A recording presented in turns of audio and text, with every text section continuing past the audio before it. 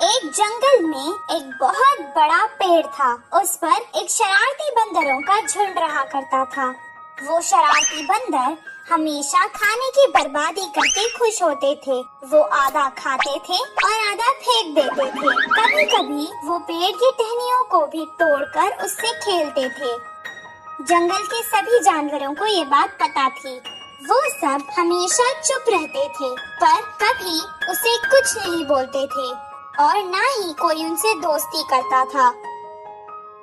कुछ दिन बाद गर्मियों का मौसम आ गया, जिसके कारण जंगल के सभी तालाब और नदियाँ सूख चुकी थी और उनको पीने के लिए पानी नहीं था। बंदरों को प्यास लग रही थी, इसीलिए वो पानी की तलाश में यहाँ वहाँ घूमने लगे और जंगल के बहुत दूर चले गए। बहुत दूर सूरज की रोशनी से जमीन चमक रही थी। ये देखकर बंदरों को लगा कि वो तालाब है और वो वहाँ भागकर आ गए। कुछ देर बाद वैसे ही उन्हें फिर से तालाब नजर आया और वो उस तरफ भागने लगे। पानी की तलाश करते करते वो यहाँ वहाँ भागने लगे। वो थक चुके थे, इसीलिए उन्हें अब और प्यास लग रही थी। उनकी जबान सूख चुकी थी और गर्मी के कारण उनका सर फटने लगा और उनके पैरों में छाले पड़ चुके थे। एक झाड़ के नीचे बैठकर वो आराम करने लगे। एक बंदर ने कहा, अगर मुझे पानी नहीं मिलेगा तो इस कड़क धूप में मैं प्यासा ही मर जाऊंगा।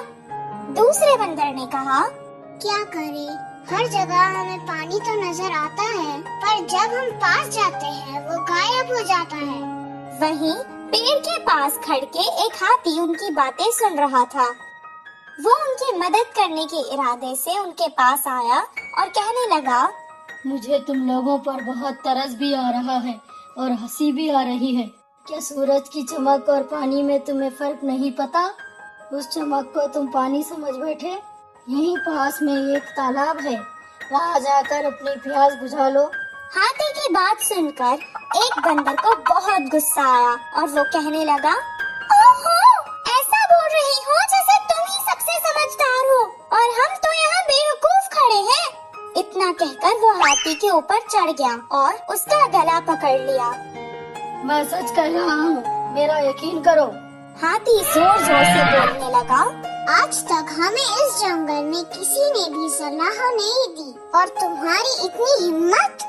एक के बाद एक सब बंदर उस पर कूद पड़े और उसे मारने लगे। हाथी किसी तरह अपनी जान बचाकर वहाँ से भाग निकला। बंदर जिस जगह हाथी ने कहा वहाँ तो नहीं गए, पर दूसरी दिशा में वैसे ही ढूंढते रहे। इस कहानी से हमें ये शिक्षा मिलती है कि मूर्खों को समझाना भी मूर्खता है।